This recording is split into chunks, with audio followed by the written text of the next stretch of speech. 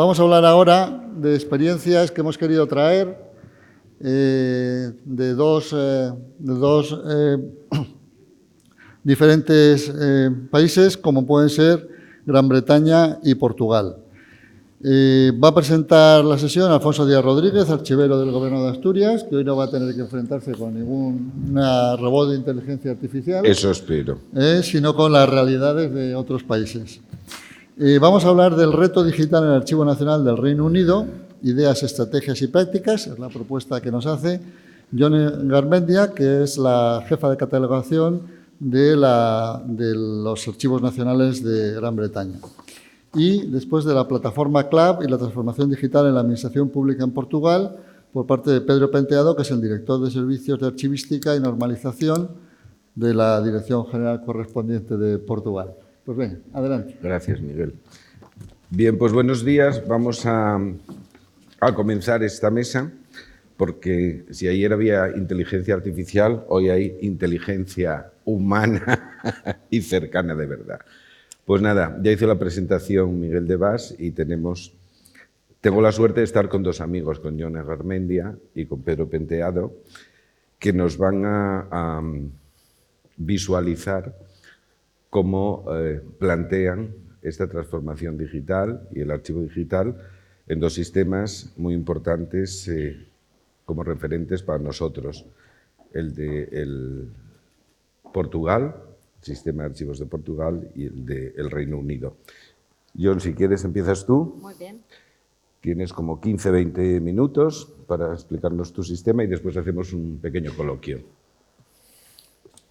Muchas gracias. Y muchas gracias por la amable invitación. Estoy encantada de estar en Leganés y la verdad es que ayer disfruté muchísimo de la primera jornada de este congreso.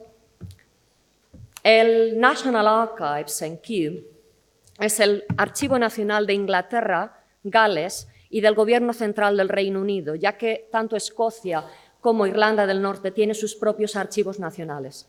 Somos, a nivel de estatuto, un departamento de gobierno, una agencia ejecutiva que además tiene capacidad comercial. Y en estos últimos años estamos generando el 30% de nuestro propio presupuesto por medio de la actividad comercial. Nuestro portafolio y jurisdicción van bastante más allá del mundo de los archivos y se adentran en el mundo de la información y de los datos.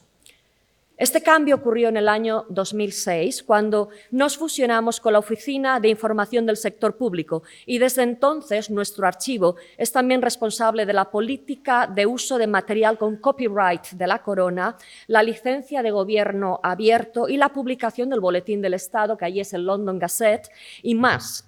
Tenemos incluso la publicación y actualización de toda la legislación del Parlamento de Westminster, que con el Brexit se ha convertido en un trabajo masivo, porque estamos incorporando toda la legislación europea.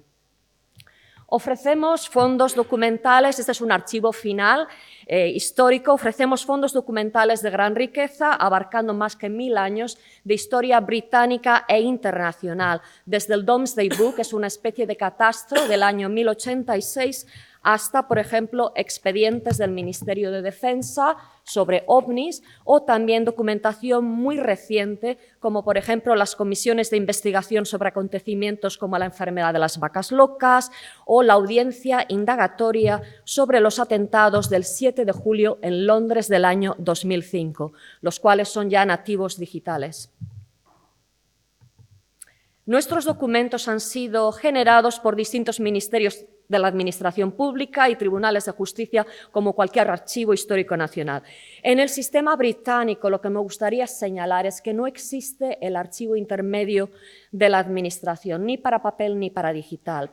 La evaluación y la selección del documento de archivo se realiza directamente con la institución creadora, lo cual me parece el enfoque apropiado, ya que con el documento digital o con los datos no tenemos tiempo que esperar. La disposición legal es que los documentos seleccionados tienen que transferirse al Archivo Nacional en un plazo máximo de 20 años y por defecto deben estar abiertos al público, a no ser al paso de 20 años, a no ser que haya una exención legal, bien bajo la Ley de Libertad de Información, que creo que es la Ley de Transparencia aquí, o bien bajo la Ley de Protección de Datos. que en algunos casos puede permitir que el documento permanezca cerrado o parcialmente cerrado. Es posible que un departamento necesite retener un documento por necesidad legal o de uso, en cuyo caso tienen que entrar en un procedimiento jurídico con un instrumento complicado. En pantalla tenemos un ejemplo práctico de nuestro catálogo. Igual no lo podéis leer, pero no importa, no se trata de leerlo todo. Esto es cómo funciona nuestro archivo cuando tenemos que presentar y publicar en Internet una ficha catalográfica de un documento muy reciente, nacido digital, del año 2010, que debe permanecer cerrado, elegido adrede, uno muy sensible, debe permanecer cerrado durante 100 años. En el recuadro arriba a la derecha, cualquier miembro del público puede apretar para pedir al gobierno que abra ese documento o que considere su apertura. En el recuadro de abajo podéis ver que tenemos todas las exenciones de FOI, Freedom of Information Legislation, que son las que nos permiten explicar por qué el documento debe permanecer cerrado. Esto se aplica igualmente al documento en papel como al documento nativo digital. Y a nivel de modelos de datos, esto explica un poco por qué ISARG no nos servía ni desde el principio ni desde el año 2000. Tuvimos que expandirlo y especializarlo. Y con el modelo conceptual RIC, que vamos a experimentar con él, también tendríamos que extenderlo bastante para poder aplicarse a nuestro business, a nuestro negocio, a nuestra manera de funcionar. En el año 2017 publicamos nuestra estrategia digital que estamos ahora revisando al paso de 3 años. Nuestro gol era convertirnos en un archivo digital, decimos por instinto y por diseño. Y para lograrlo nos establecíamos 3 objetivos, 3 formas de hacerlo. En primer lugar, reconocer que el documento digital trastorna y desestabiliza la práctica archivística. En segundo lugar, abrazar el archivo disruptivo, del cual también habíamos estado hablando aquí durante la jornada de ayer, entregándonos también a la transformación digital del archivo físico análogo.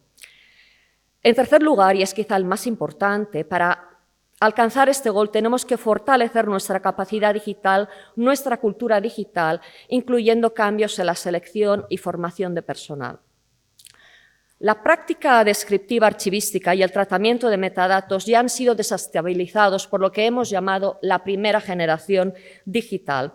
Y creemos que para poder gestionar la segunda vamos a tener que adoptar tratamientos muy diferentes de los contenidos digitales, separándonos todavía más de los estándares tradicionales como ISARG e incluso como RIC. También en el año 2017 publiqué un documento de posición que todavía está en Internet, como lo está la estrategia digital, sobre el estado de la descripción digital en nuestro archivo. Mi plan también es actualizarlo este año 2020, ya que hemos empezado a cambiar algo de lo que hacíamos. La tradición, yo veo, la tradición archivística española sigue mucho el código, la normalización, la norma, la ley. La tradición anglosajona es más flexible y no es de código judicial, es más de precedente y de práctica. Cuando presenté este documento en el Reino Unido y también en Canadá, dejé muy claro que no es un conjunto de reglas de catalogación para los archivos digitales. Soy muy consciente que otros archivos a veces miran hacia nosotros como un valor de referencia, pero por favor tengan en cuenta que simplemente nuestra intención con este documento era compartir nuestra práctica, abrir la conversación, teniendo en cuenta que tanto la tecnología como nuestra manera de gestionar el documento digital continúa cambiando constantemente. Un año atrás, en 2016, habíamos ya contribuido nuestras ideas al grupo del Consejo Internacional de Archivos elaborando RIC, Records in Contexts, y vamos a explorarlo con un proyecto en nuestro archivo, una prueba de concepto, pero la verdad es que hemos estado, a partir de noviembre, hemos estado investigando 11 modelos de datos y ontologías posibles para tomar una decisión en nuestra prueba de concepto. La decisión ha sido mixta, la acabamos de tomar. Hemos decidido utilizar, experimentar, no adoptar para siempre, experimentar con el modelo conceptual RIC, pero no la ontología RICO. Vamos a reutilizar otra ontología y especializarla, utilizando también una base de datos orientada a grafos y en la nube, pues, suministrada por Amazon, que está cubriendo todo el mundo de la nube, por lo menos en el mundo anglosajón. Un cambio de tercio. Esta imagen muestra nuestra nuestro sistema en Internet, nuestro servicio que se llama Discovery, y es más bien un portal. Da acceso a 24 millones de unidades descriptivas para documentos custodiados por nosotros, incluyendo 9 millones de objetos digitales, la mayoría de los cuales son copia digitales. Los nativos digitales son solamente 250.000. Además, hay otros 11 millones de un portal de archivos, de otros archivos locales, municipales o de condado en Inglaterra y Gales. En cuanto al peso digital de nuestro archivo digital, me ha dicho una compañera que tenemos 1.175 petabytes, de los cuales 248 terabytes son para el documento nativo digital, 155 para el Web Archive, y esto es que nosotros somos responsables por hacer el crawling, perdonad por el Spanglish, y por archivar la presencia del gobierno británico en Internet. La Biblioteca Británica lo hace para las publicaciones, el Archivo Nacional lo hace para las páginas web del gobierno. Todo esto se puede consultar, y 772 terabytes para las copias de los documentos en papel. Esta es una lista que no hay que leer, que aparece en un apéndice en el documento de posición y os dice las referencias y os da los enlaces a Internet de las series nativas digitales que ya hemos puesto a disposición del público. En su momento creo que eran 20 series y luego hemos añadido 13 más en los últimos 2 años. No me gusta hablar del tamaño ni en términos de unidades de entrega porque la complejidad y el peso del documento digital es muy variada. Vale, unas definiciones.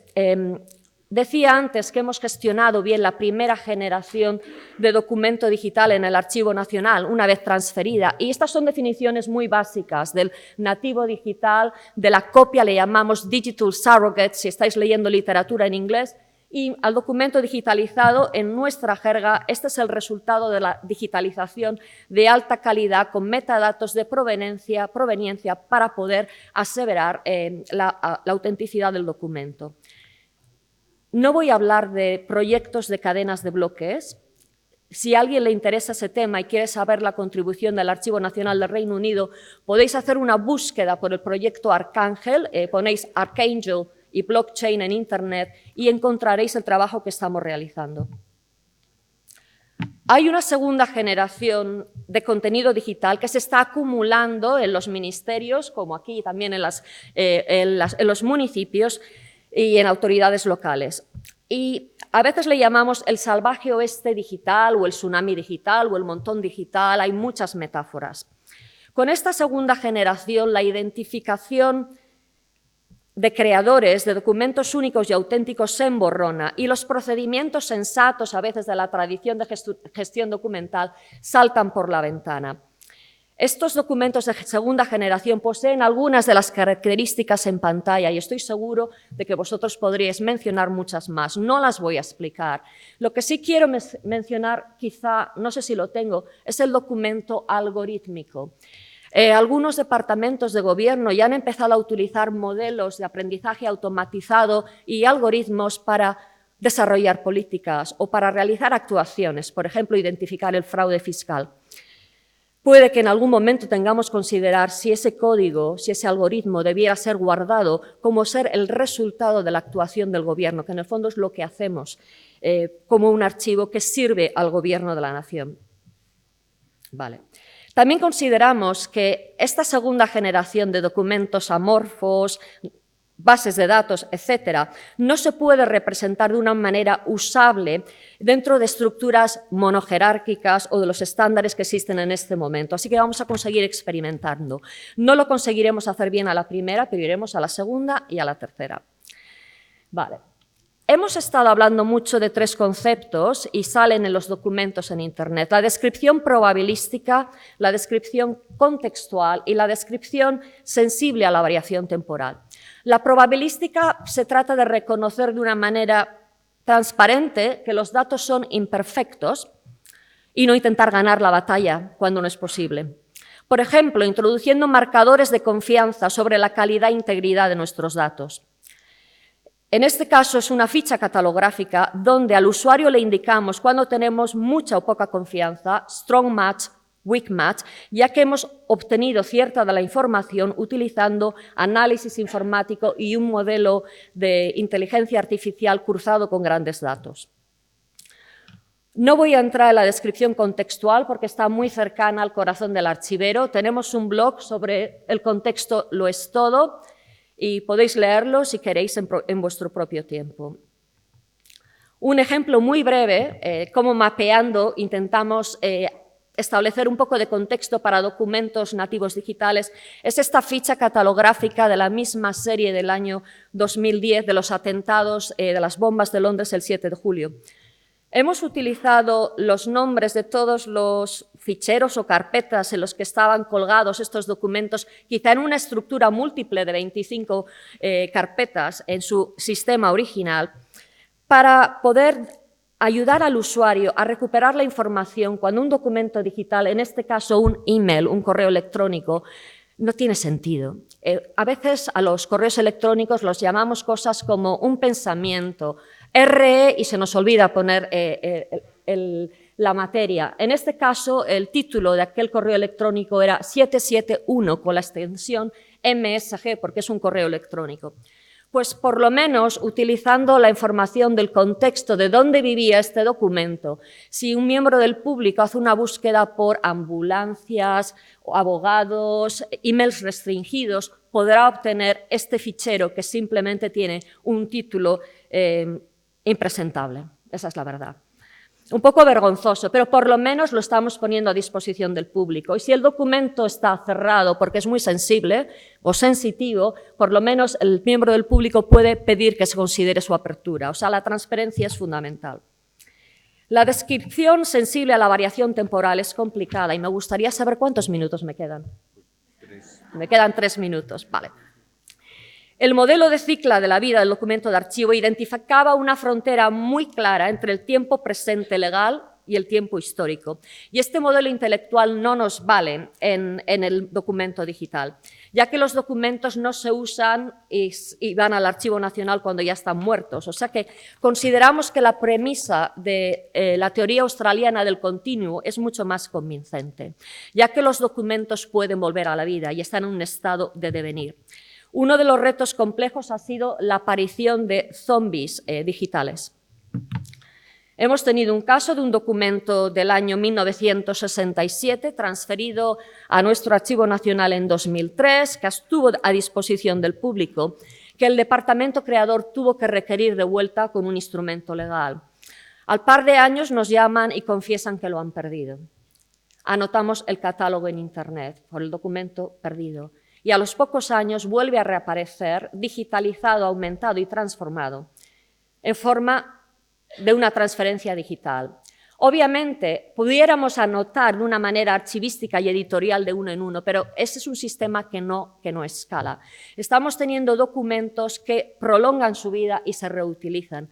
Para mí, lo más difícil es considerar si el cambio que ha ocurrido en el documento cambia ciertamente la fecha de cierre del expediente, en cuyo caso la fecha de apertura al público tendría que retrasarse de nuevo. Entonces ese me parece uno de los grandes retos que tenemos en este momento. Bueno, para ir acabando completamente, quiero decir que además de los muchísimos retos que tenemos, a mí los que me tienen más entretenida son un par. Uno es la presentación en Internet del documento digital complejo. Mi ejemplo sería las audiencias del Tribunal Supremo del Reino Unido, que están en vídeos, que son unos documentos masivos, hemos tenido que crear manifestaciones de presentación, etcétera, etcétera. Pero por lo menos lo hemos conseguido, porque el documento está completamente abierto. El segundo reto es el concepto de la manifestación, que va más allá de las versiones sucesivas de un documento y no tengo tiempo para entrar en él. Nuestro archivo está utilizando metodologías ágiles para mejorar nuestro proceso de transferencia desde el Ministerio de Gobierno a nuestro archivo, de una manera en que empaqueten el documento desde allí y nos den los metadatos. Y también estamos con muchos proyectos experimentando cómo podemos presentar ese montón digital en el futuro. Espero que este resumen les haya resultado útil y entretenido y estoy encantada de responder a sus preguntas. Gracias. Gracias, Joan. preguntado Hoy 2 minutos. sí, es ahora el turno de Claro. Pedro Penteado, do arquivo, sí, da Torre do Tombo.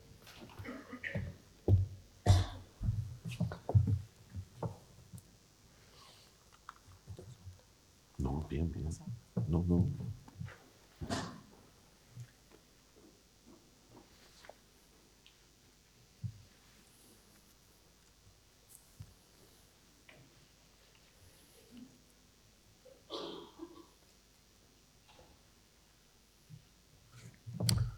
Hola, buenos días. Gracias por la invitación. Es un placer estar aquí con vosotros. Voy a intentar hablar en español, en castellano. No es muy fácil para mí, pero vamos. Voy a hablar principalmente de 5 puntos de la experiencia portuguesa en el dominio archivístico para la transformación digital en la administración pública en Portugal.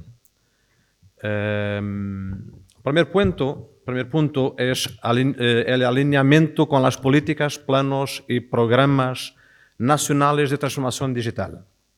Consideramos un factor crítico de suceso estarmos en el organismo de coordinación de la política archivística en alineamiento con estas políticas, estos planos y programas, porque esto nos permite tener una visibilidad y una importancia en la sociedad y un reconocimiento y también un financiamiento, ¿no?, para nuestros proyectos en esta área, en este dominio. Un segundo punto es importante para nosotros es tenermos una estrategia coherente de producción colaborativa de instrumentos de clasificación y evaluación suprainstitucional. Nosotros consideramos la clasificación y la evaluación en una perspectiva funcional para toda la administración. Ya hemos trabajado desde há varios años, casi una década, en la construcción de instrumentos críticos. En primer lugar, una macroestructura de funciones del Estado para conectar con nuestro esquema de metainformación para la interoperabilidad. En segundo lugar, pasamos para la producción de un catálogo de procesos de negocio de la administración, todo construido de una forma colaborativa con centenas y centenas de organizaciones en la administración central y local, porque nosotros trabajamos con las dos y los instrumentos sirven para los dos. Hay procesos en que participa la administración central, mas también la local, usamos los mismos. También un tercer instrumento muy importante para nosotros, que es el instrumento en que hemos realizado la evaluación de esta información organizada previamente en funciones y a procesos de negocio. Esa evaluación está disponible en una lista pública que nosotros llamamos de lista consolidada y que se va actualizando si falta alguna cosa o si hay una novedad, alguna nueva función o actividad para involucrando ciertos organismos, pues lo vamos a actualizar. Un tercer punto es la expansión de nuestra estrategia. Nosotros habíamos comenzado con una componente informacional, la construcción de estos instrumentos para la organización y evaluación de información, y la hemos expandido para 2 componentes más. Una plataforma tecnológica para ayudar el cambio, la transformación que queremos favorecer en la administración, y también una otra componente, si queremos, político-legal, que es fundamental para este cambio. Este es el proceso que tiene varios años, es una otra vista sobre los diapositivos anteriores. Aquí pasamos para un cuarto punto, que es la componente tecnológica, la plataforma cloud, que para nosotros es muy favorable va a ayudar a la transformación digital en la administración, esta plataforma es una plataforma basada en un modelo ontológico. Y esto es muy importante porque hay un grupo de operaciones que va a facilitar en un momento siguiente y vamos a verlas un poco más adelante. Aquí en este modelo ontológico, las clases de primero, segundo, tercero y cuarto nivel son el centro en conexión con los instrumentos en relación, las relaciones también entre las propias clases, las relaciones con otras entidades como los calendarios de conservación, las entidades que tienen estas clases y estos procesos de negocio, la legislación que regula los procesos de negocio, en fin, un grupo muy largo de entidades y relaciones y atributos mucho más. Aquí tienes un ejemplo de este trabajo inicial que habíamos realizado. Y, nós vamos ver un poco más adelante el resultado de esta modelación y de este trabajo en un modelo ontológico. Aquí, por ejemplo, lo vemos de inmediato entre los resultados, por ejemplo, de la relación entre las series en el dominio de evaluación. Nosotros aquí estamos eliminando información porque hay una información síntesis en estos procesos de negocio que son guardados, son conservados. Esto el sistema va a reconocer automáticamente. Porque todas las reglas están inclusas en la plataforma. Aquí están algunas de las funcionalidades que habíamos construido para esta. En primer lugar, la disponibilización de la lista consolidada. Aquí hay una vista de las clases de los varios niveles que se va desdobrando. Hay un árbol. Ela está disponible en la internet. Tienes el enderezo aquí, si quieres ver. Los calendarios de conservación, los autos de eliminación, que son enviados por las entidades públicas, y también catálogos de legislación o termos de índice para facilitar la utilización por la administración pública. Es una plataforma máxima por la transparencia de que el Estado está haciendo en la administración central y local. Aquí tenemos los descriptivos de las clases, por ejemplo, onde comienza un determinado proceso, onde acaba, y tienes la clasificación funcional, claro, arriba. Importante también es que la línea de evaluación está ahí a seguir. Tienes una área, una zona para el contexto de evaluación. Y todas las reglas y los criterios los habemos aplicado, están en un documento metodológico que está disponible. Y una cosa importante es, para cada proceso, nos vamos a decir quién es el dono, quién es y quién son los participantes. Y están identificados o por entidad concreta o por grupos de entidades. Y eso va a definir si es una serie de conservación permanente, de quién es la responsabilidad de conservación. El dono de proceso tiene que conservar la información producida al final. Es diferente para el participante, para la conservación final, que no tiene esa obligación. Tenemos después un grupo de decisiones de evaluación a partir de los criterios y de su aplicación.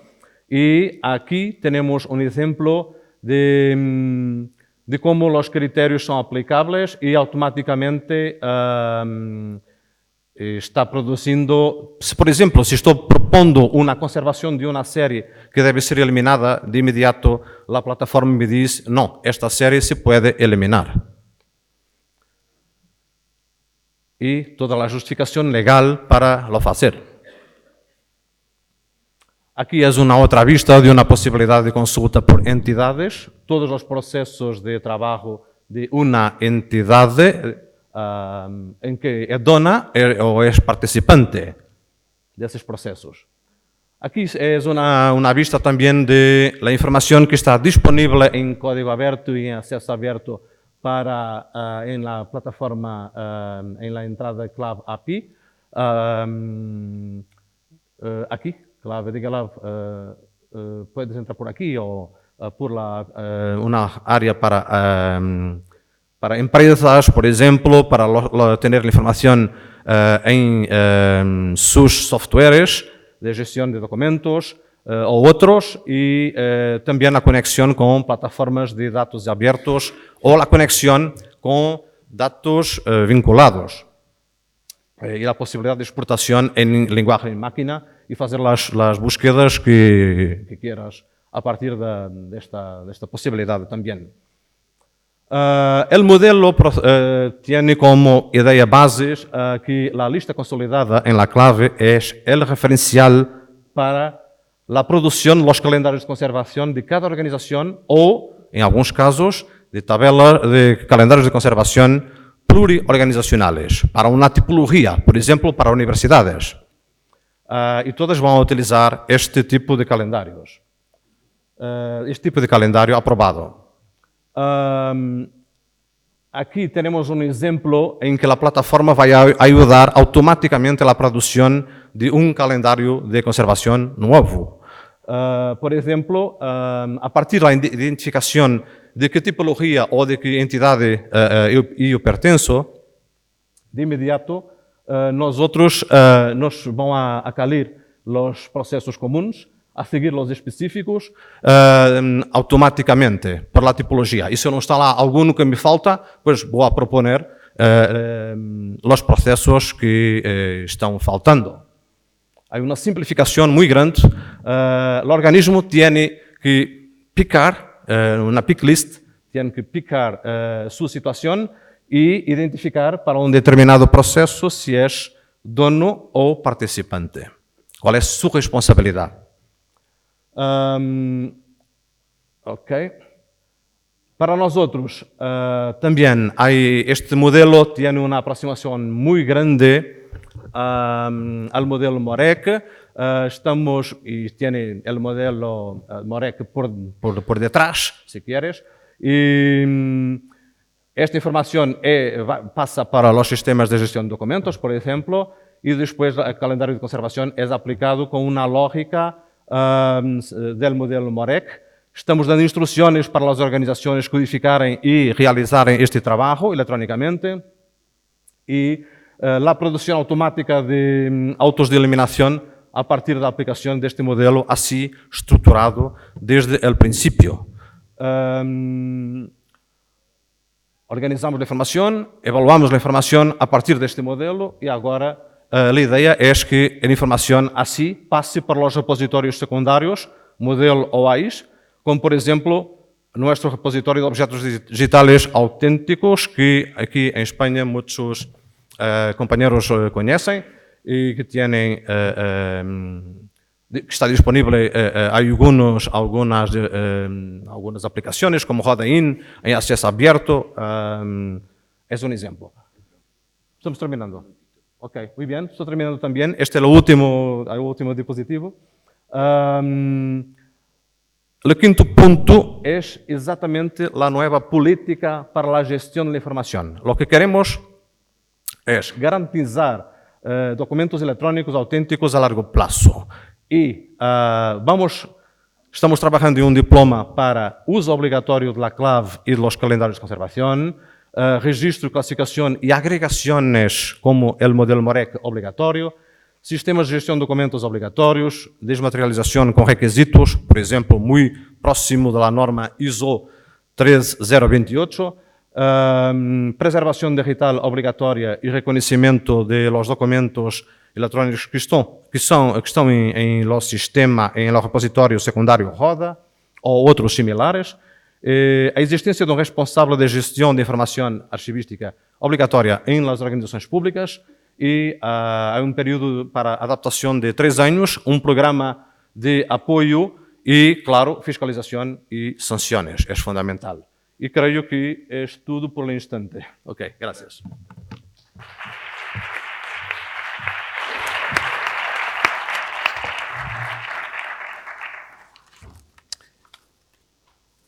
Bien, ya para finalizar, porque aunque siempre tenemos la buena intención de ajustarnos a los tiempos, nos ajustamos, pero ya nos queda poquito.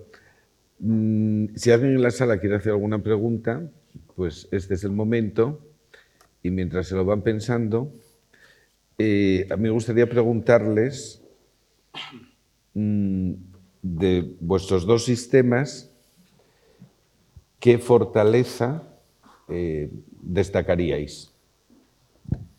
Del nuestro, el apetito innovador, el talante abierto y que se puede fallar. Eu creio que o mais interessante é que nós outros havemos realizado nosso trabalho de casa e isso nos permite agora ter instrumentos de qualidade para as políticas que se quer implementar de transformação digital. E por isso estamos preparados para arrancar, para avançar.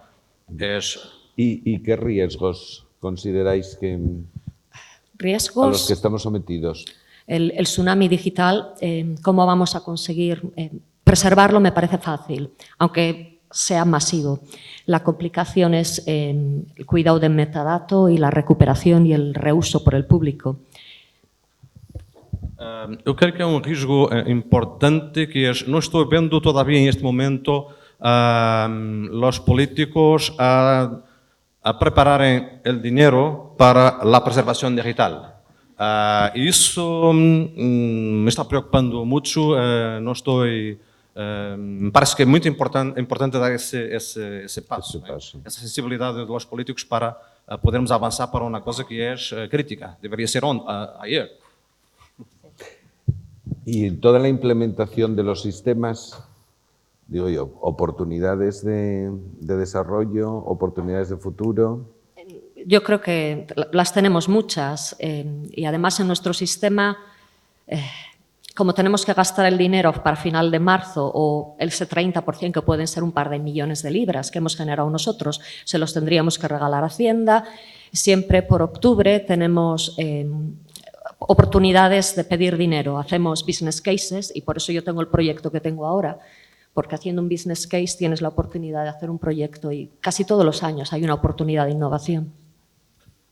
Eu creio que o mais interessante é que, em este momento, temos vários ministérios, modernização, transição digital, ciência com a preservação digital e a própria cultura a que pertencemos, que estão muito interessados em avançar. Esta é uma oportunidade, agora é o momento. Estamos muito cerca do cambio e por isso estou muito esperançoso de que a seguir poderemos ter resolvido o principal reto que temos neste momento. Bueno, una maravilla. Que puedo decirte cuál es para terminar. Y ahora tengo la pregunta del millón, que son los desafíos de futuro. Pero mi pregunta concreta sobre los desafíos es, ¿seremos capaces, vuestro sistema, tu sistema, nuestro sistema, el sistema europeo, el sistema italiano, de interoperar? Nuestro sistema está preparado para la interoperabilidad a nivel nacional y creo que con todos los requisitos, nosotros seguimos el Reglamento Nacional de Interoperabilidad y todo lo que en términos de políticas europeas está preparado. Ahora, habemos realizado, creo, el trabajo base para eso. Y estamos en el tren. Y solo para mí, lo más importante ahora es la decisión política de vamos a publicar estes diplomas críticos para dar el salto, porque técnicamente, tecnológicamente estamos preparados. Tenemos, claro, mucho trabajo a realizar con las administraciones, con los profesionales de información que tienen aquí un papel clave, porque en el resto creo que estamos bien lanzados, como dices, preparados para arrancar, para avanzar.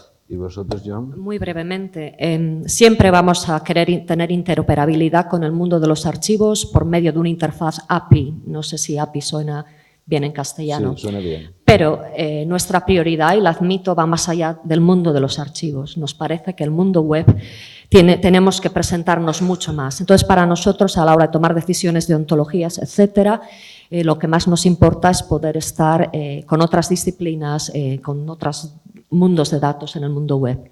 También el archivo, pero hay más mundo más allá de los archivos. Pues nada, un gusto. ¿Alguna pregunta en la sala?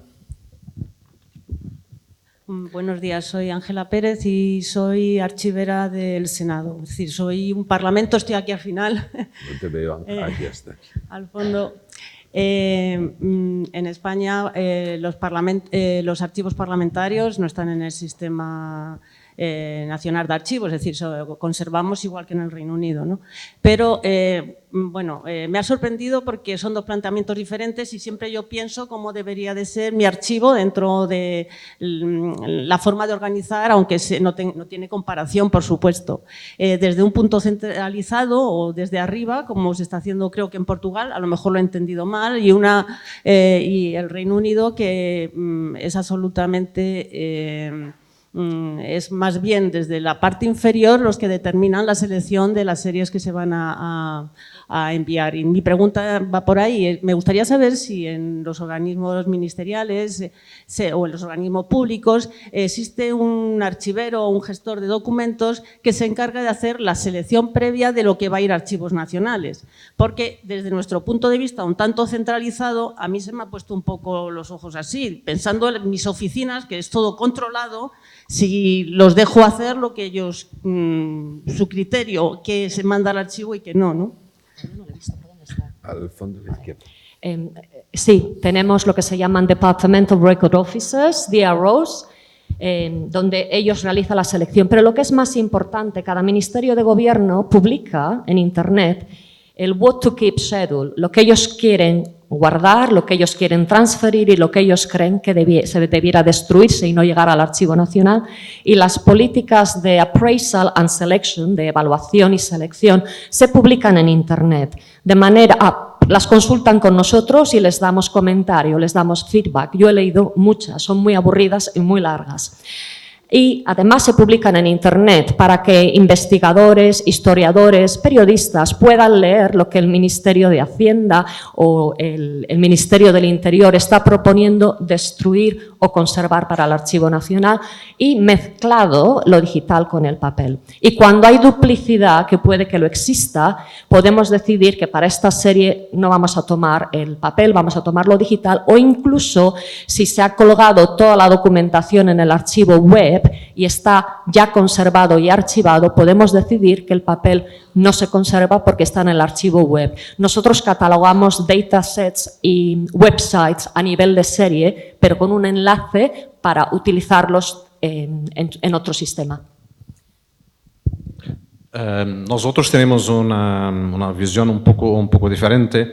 Para nosotros, los organismos productores de información, la administración, tienen que garantizar, por su forma de tratamiento de la información y de los datos, garantizar el acceso interno o externo dentro del cuadro legal a los ciudadanos desde el inicio, dentro del cuadro legal, claro, y la transferencia de la información de conservación permanente, por ejemplo, ella va a pasar en este momento, pasa para la Secretaría General del Ministerio, no pasa al Archivo Nacional. Es un modelo nuevo que tenemos desde 2007, sensiblemente.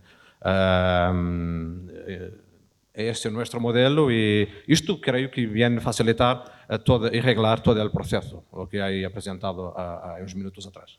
Bueno, pues hasta aquí hemos llegado con el tiempo que nos han dado. Agradecer a Pedro Penteado y a Ione Garmendia que hayan aceptado la invitación de estar con nosotros aquí. Ha sido un gusto y esperamos volveros a ver muy pronto. Gracias.